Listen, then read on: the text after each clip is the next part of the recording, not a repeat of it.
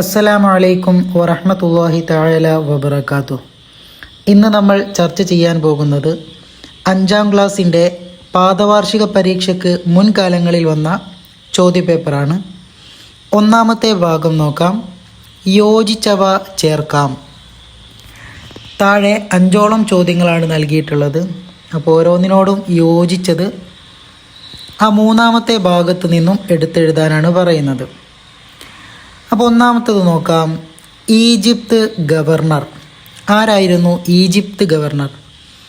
അവിടെ ഫഖദ് ആദൻതുഹു ബിൽ ഹർബി നീന്തിക്കൊണ്ടിരിക്കുന്നു. മൂന്നാമത്തത് മരണാനന്തരവും നിലനിൽക്കുന്നതാണ്. 4 അമ്രുബ്നുൽ ആസ്. 5ാമത്തത് ലഉൽമുൻ അളീം. അപ്പോൾ ഏതാണ് യോജിച്ചത്? ഈജിപ്ത് ഗവർണർ അമ്രുബ്നുൽ ആസ് റളിയല്ലാഹു അൻഹു ആണ്. അപ്പോൾ അതവിടെ എഴുതി കൊടുക്കുക. രണ്ടാമത്തത് ഇന്ന ശിർക. എന്താണ് അവിടെ വരേണ്ടത്? ലഉൽമുൻ അളീമുൻ. അപ്പോൾ അവിടെ ലഉൽമുൻ അളീമുൻ എന്ന് എഴുതുക. മൂന്നാമത്തത് മൻ ആദലി വലിയൻ. മൻ ആദലി വലിയൻ. അപ്പോൾ അവിടെ എഴുതാനുള്ളത് ഫഖദ് ആദൻതുഹു ബിൽ ഹർബി എന്നുള്ളതാണ്. ഇനി നാലാമത്തത് എല്ലാ ഗോളങ്ങളും അതിൻ്റെ ഭ്രമണപഥത്തിൽ അവിടെ എന്താണ് വരേണ്ടത്? നീന്തിക്കൊണ്ടിരിക്കുന്നു. അപ്പോൾ അവിടെ നീന്തിക്കൊണ്ടിരിക്കുന്നു എന്നെഴുതി കൊടുക്കുക. 5ാമത്തത് പ്രവാചകന്മാരുടെ മുഅ്ജിസത്തുകൾ. അവിടെ വരേണ്ടത് മരണാനന്തരവും നിലനിൽക്കുന്നതാണ്. എന്താണ്? മരണാനന്തരവും നിലനിൽക്കുന്നതാണ് എന്നുള്ളതാണ് അവിടെ എഴുതാനുള്ളത്. ഇനി അടുത്തത് നോക്കാം. രണ്ടാമത്തെ പ്രവർത്തനം പൂർത്തിയാക്കാം എന്നുള്ളതാണ്. 5ഓളം ചോദ്യങ്ങളാണ് അവിടെയും നൽകിയിട്ടുള്ളത്. ഒന്നാമത്തത് വലിയ എന്ന പദത്തിൻ്റെ ബഹുവചനമാണ്. വലിയ എന്ന പദത്തിൻ്റെ ബഹുവചനമാണ് എന്ത്? ഔലിയാ എന്നുള്ളത്. അപ്പോൾ അവിടെ ഔലിയാ എന്ന് എഴുതി കൊടുക്കുക. രണ്ടാമത്തത് വ ഇൻ കാനല്ലാഹു യുജിരികി ഫഅസ്അലുൽ വാഹിദൽ ഖഹാറ. അപ്പോൾ അവിടെ വേണ്ടത് അൻ യുജിരിക്കി എന്നുള്ളത് തന്നെയാണ്. അപ്പോൾ അവിടെ അൻ യുജിരിക്കി എന്ന് എഴുതി കൊടുക്കുക.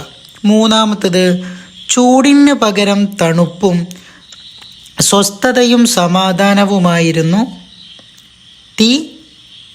അവിടെ എന്താണ് എഴുതാനുള്ളത്? ഇബ്രാഹിം നബി അലൈഹിസ്സലാമിന് നൽകിയത്. ചൂടിന് പകരം തണുപ്പും സ്വസ്ഥതയും സമാധാനവുമായിരുന്നു തീ ഇബ്രാഹിം നബി അലൈഹിസ്സലാമിന് നൽകിയത്. നാലാമത്തത് അള്ളാഹു റാത്തിലും സിഫാത്തിലും അഫ്ആലിലും ഏകനാണ്. അപ്പോൾ അവിടെ ഏകനാണ് എന്നുള്ളതാണ് എഴുതാനുള്ളത്. 5ാമത്തത് അംബിയാ ഔലിയാ ശുഹദാ തുടങ്ങിയവർ സച്ചരിതരും. ബാക്കി എന്താണ് അവിടെ എഴുതാനുള്ളത്? സദ്വൃദ്ധരുമാണ്. അപ്പോൾ അവിടെ സദ്വൃദ്ധരുമാണ് എന്നുള്ളതാണ് എഴുതാനുള്ളത്. ഇനി മൂന്നാമത്തെ പ്രവർത്തനം വ്യക്തമാക്കാം എന്നുള്ളതാണ്. മൂന്നാമത്തെ പ്രവർത്തനം വ്യക്തമാക്കാം എന്നുള്ളതാണ്. അവിടെ നൽകിയിട്ടുള്ളത് 4ഓളം ചോദ്യങ്ങളാണ്. അപ്പോൾ ആദ്യത്തെ ചോദ്യം നമുക്ക് നോക്കാം. അംബിയ മുർസലുകൾ. അപ്പം അംബിയ മുർസലുകൾ ആരാണ്? അവരുടെ ഒരു നിർവചനം നമ്മൾ പഠിച്ചിട്ടുണ്ട്. അതവിടെ വ്യക്തമാക്കിയിട്ട് എഴുതുക. എന്താണ്? അള്ളാഹുവിൻ്റെ സന്ദേശം ജനങ്ങൾക്ക് കൈമാറാൻ അള്ളാഹു തെരഞ്ഞെടുത്ത ദൂതന്മാരാണ് അംബിയ മുർസലുകൾ. ഒന്നുകൂടെ നോക്കാം. അള്ളാഹുവിൻ്റെ സന്ദേശം ജനങ്ങൾക്ക് കൈമാറാൻ അള്ളാഹു തെരഞ്ഞെടുത്ത ദൂതന്മാരാണ് അംബിയ മുർസലുകൾ. ഇനി രണ്ടാമത്തെ ചോദ്യം മുഅ്ജിസത്ത് എന്ന് പറഞ്ഞാൽ എന്താണെന്നാണ്. അപ്പോൾ അവിടെ എഴുതാനുള്ളത് ഏതാണ്? അവർ അള്ളാഹുവിൻ്റെ ദൂതന്മാരാണെന്ന് സമൂഹത്തെ ബോധ്യപ്പെടുത്താൻ അവർക്ക് അള്ളാഹു നൽകുന്ന അസാധാരണ സംഭവങ്ങളാണ് മുഅ്ജിസത്ത്. ഒന്നുകൂടെ നോക്കാം. അവർ അള്ളാഹുവിൻ്റെ ദൂതന്മാരാണെന്ന് സമൂഹത്തെ ബോധ്യപ്പെടുത്താൻ അവർക്ക് അള്ളാഹു നൽകുന്ന അസാധാരണ സംഭവങ്ങളാണ് മുഅ്ജിസത്ത്.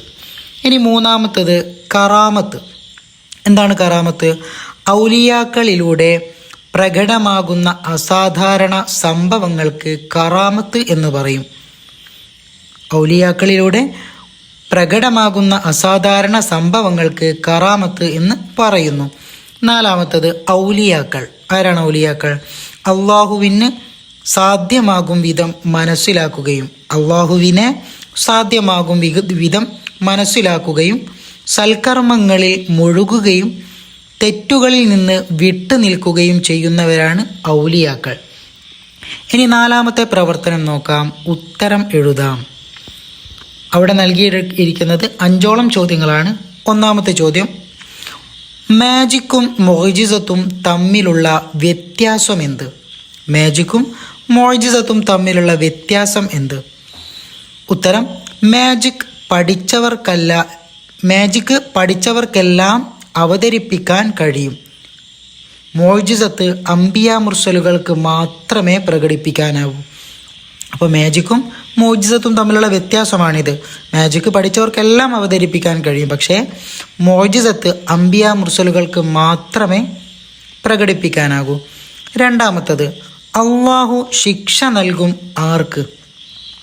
അള്ളാഹുവിനെ ധിക്കരിക്കുന്നവർക്കും നിഷേധിക്കുന്നവർക്കും അവൻ ശിക്ഷ നൽകും. അള്ളാഹുവിനെ ധിക്കരിക്കുന്നവർക്കും നിഷേധിക്കുന്നവർക്കും അള്ളാഹു ശിക്ഷ നൽകും. മൂന്നാമത്തത്, കട്ടിലിൽ കിടക്കുന്ന ആ മയ്യത്തിനോട് ഈസാ നബി എന്താണ് പറഞ്ഞത്? അള്ളാഹുവിൻ്റെ അനുമതിയോടുകൂടി നീ എഴുന്നേൽക്കൂ. ഇതാണ് കട്ടിലിൽ കിടക്കുന്ന മയ്യത്തിനോട് ഈസാ നബി അലൈഹിസ്സലാം പറഞ്ഞത്. നാലാമത്തത്, മൂസാ നബിയുടെ കയ്യിലുണ്ടായിരുന്ന വടി താഴെ ഇട്ടാൽ എന്താകും? സർപ്പമായി മാറും. എന്താണ് അർത്ഥം? ഉത്തരം, സർപ്പമായി മാറും. അഞ്ചാമത്തത്, ഷിർക്ക് എന്നാൽ എന്താണ്? ഉത്തരം, അള്ളാഹു അല്ലാതെ ഇബാദത്തിന് അർഹനായ മറ്റൊരാളുണ്ടെന്ന വിശ്വാസമാണ് ഷിർക്ക്. ഒന്നുകൂടെ നോക്കാം. അള്ളാഹു അല്ലാതെ ഇബാദത്തിന് അർഹനായി മറ്റൊരാളുണ്ടെന്ന വിശ്വാസമാണ് ഷിർക്ക്. ഇനി അഞ്ചാമത്തെ പ്രവർത്തനമാണ് നബി സല്ലല്ലാഹു അലൈഹി വസല്ലമയുടെ മുഅ്ജിസത്തുകളിൽ നിന്ന് 3 എഴുതാം. കുറേ മുഅ്ജിസത്തുകൾ നമ്മൾ പഠിച്ചിട്ടുണ്ട്, പക്ഷേ ഇവിടെ ചോദിക്കുന്നത് വെറും 3 മുഅ്ജിസത്തുകൾ എഴുതാനാണ്. ഒന്നാമത്തത് എന്താണ്? ഇസ്രാ മിഅ്റാജ് യാത്ര, പിന്നെ ചന്ദ്രൻ പിളർന്ന്. അപ്പോൾ ഏതെല്ലാം നമ്മൾ പഠിച്ചത്? ഇസ്രാ മിഅ്റാജ് യാത്ര, ചന്ദ്രൻ പിളർന്നു, പിന്നെ കൈവിരലുകൾക്കിടയിലൂടെ ശുദ്ധമായ ജലം പ്രവഹിച്ചു, അതുപോലെ വൃക്ഷങ്ങൾ, മൃഗങ്ങൾ, കല്ലുകൾ മുതലായവ സംസാരിച്ചു. ഇതെല്ലാം നബിയുടെ മുഅ്ജിസത്തുകളിൽ പെട്ടതാണ്. അപ്പോൾ അറിയുന്ന 3 അവിടെ എഴുതി കൊടുക്കുക. ഇനി അവസാനത്തെ പ്രവർത്തനം പൂരിപ്പിക്കാം എന്നുള്ളതാണ്. ഒരാളെയും ആശ്രയിക്കാതെ തീർത്തും ഡാഷ് അനുനിമിഷം ഡാഷ് നിയന്ത്രിച്ചു കൊണ്ടിരിക്കുന്ന അള്ളാഹു എത്ര ഉന്നതൻ. അപ്പോൾ അവിടെ സർവതന്ത്ര സ്വതന്ത്രമായി, പിന്നെയോ ലോകം മുഴുവൻ എന്നുള്ളതാണ്.